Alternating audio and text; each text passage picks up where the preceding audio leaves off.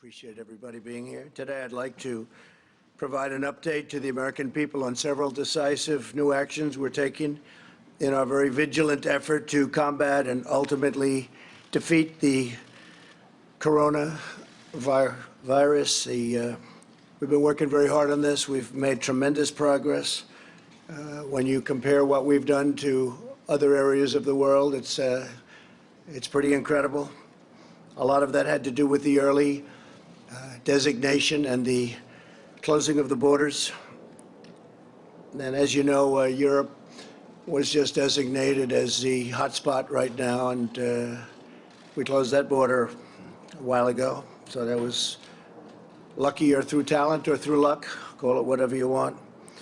But through a very collective action and shared sacrifice, national determination, we will overcome the threat of the virus. I also announced Wednesday night, following the advice of our medical professionals, who are doing a tremendous job, and we appreciate it very much, that we're suspending the entry of foreign nationals who have been to Europe in the last 14 days from entering the United States. Citizens, permanent residents, and our families, any of the families returning from Europe, will be subject to extra screening as well as self-isolation for a period of 14 days. As the World Health Organization confirmed today, many of the things that what we said were 100% correct, including our designation before them of Europe.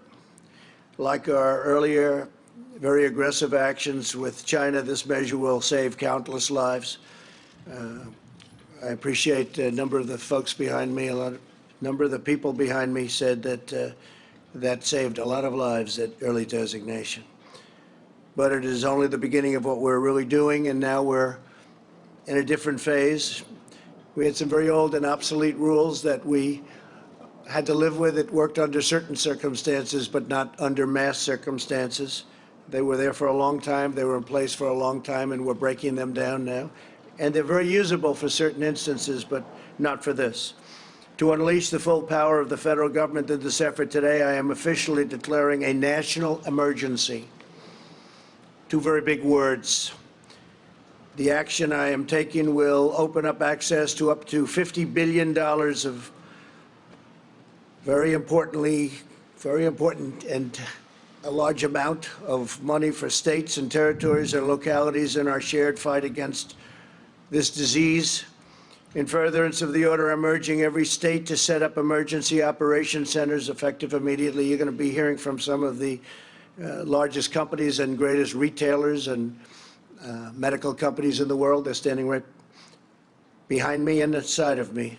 I'm also asking every hospital in this country to activate its emergency preparedness plan so that they can meet the needs of Americans everywhere. The hospitals are very engaged.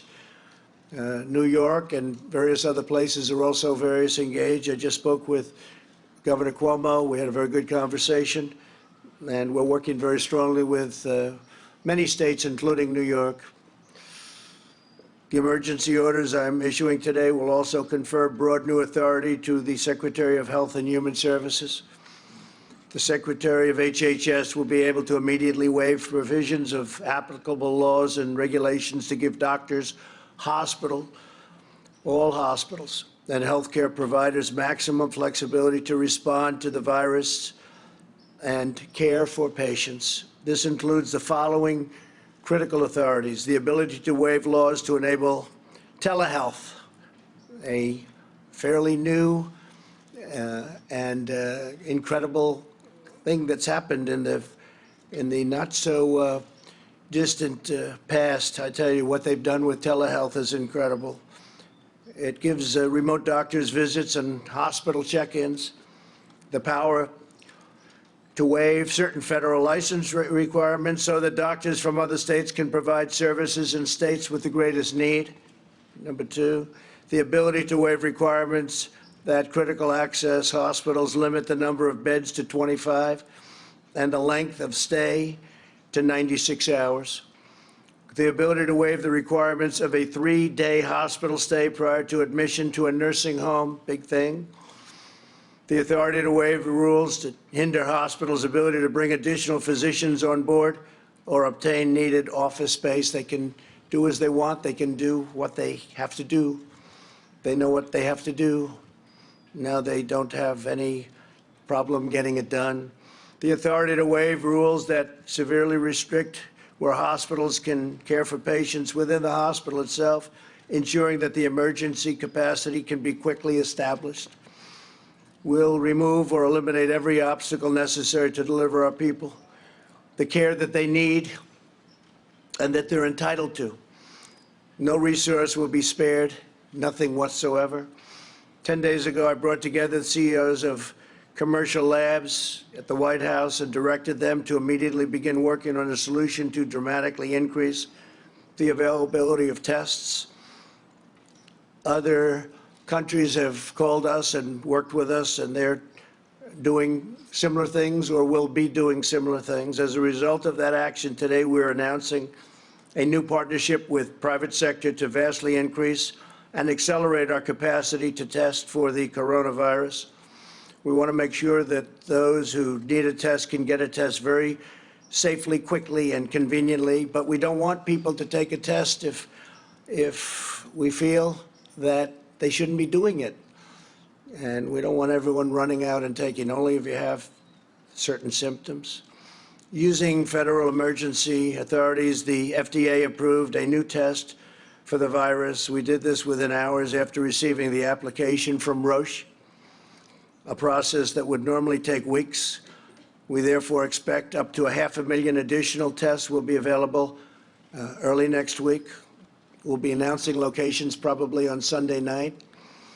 I want to thank Roche, great company, for their incredible work. I'd also like to thank Thermo Fisher. The FDA's goal is to hopefully authorize the application within 24 hours. It'll go very quickly. It's going very quickly, which will bring additionally 1.4 million tests on board next week and 5 million within a month. I doubt we'll need anywhere near that. At the same time, we've been in discussions with pharmacies and retailers to make drive-through tests available in the critical locations identified by public health professionals. The goal is for individuals to be able to drive up and be swabbed without having to leave your car. I want to thank Google. Google is helping to develop a website. It's going to be very quickly done, unlike websites of the past, to determine whether a test is warranted and to facilitate testing at a nearby convenient location. We have many, many locations behind us, by the way. We cover this country and large parts of the world, by the way. We're not going to be talking about the world right now, but we cover very, very strongly our country, stores in virtually every location. Google has 1,700 engineers working on this right now. They've made tremendous progress. Our overriding goal is to stop the spread of the virus and to help all Americans who have been impacted by this. Again, we don't want everybody taking this test. It's totally unnecessary, and this will pass. We will make America great again.